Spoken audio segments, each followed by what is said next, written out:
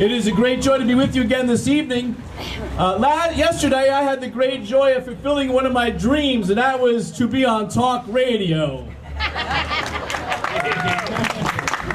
Pat Miller, after the afternoon rally we had for marriage, Pat Miller said, "Hey, you want to be on my show today?" I said, "Yes, let's do it." So we had like 45 minutes talking about marriage and talking about how we as Christians face homosexuality, how we're facing those who have the same-sex attraction, and how we have Christians have to love them, care for them, show them mercy, but yet hold to the truths and tenets of our faith. And it was really a beautiful conversation. I talked about a group called Courage, which is a group within the church that assists people with same-sex attraction to live good, Catholic, moral lives. And people were calling in and saying, "Gee, does it just have to be Catholics to be on that?" I said, "No, anybody can be part of it." It was really a wonderful conversation. Well, I just found out, it turns out somebody blogged, "What's a married man and a man who'll never be married talking about gay marriage?"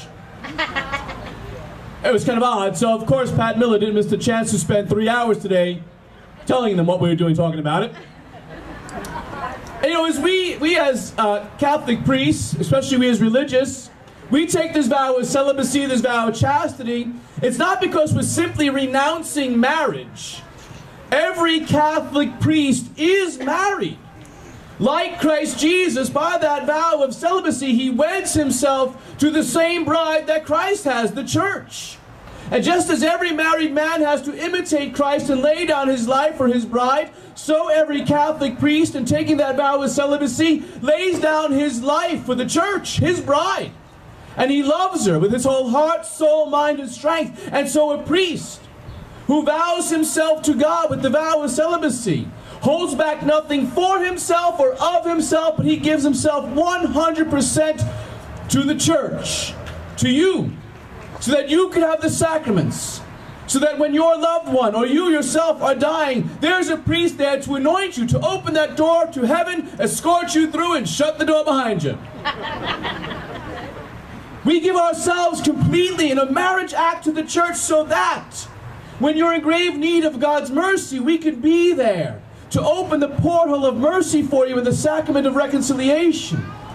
We are there so that we can be those bridges between heaven and earth, with our feet on earth, our hands grasping the throne of God, and we allow God to come to man and man to God on our backs, particularly in the Holy Eucharist, as we celebrate the holy sacrifice of the Mass and bring you the Holy Eucharist so that you can experience that unity with Christ Jesus.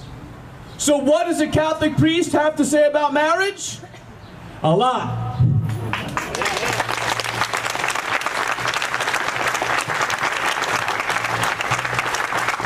To quote Monsignor Schulte, "I counsel people who are dying, I don't have to be dying to know what it is to die."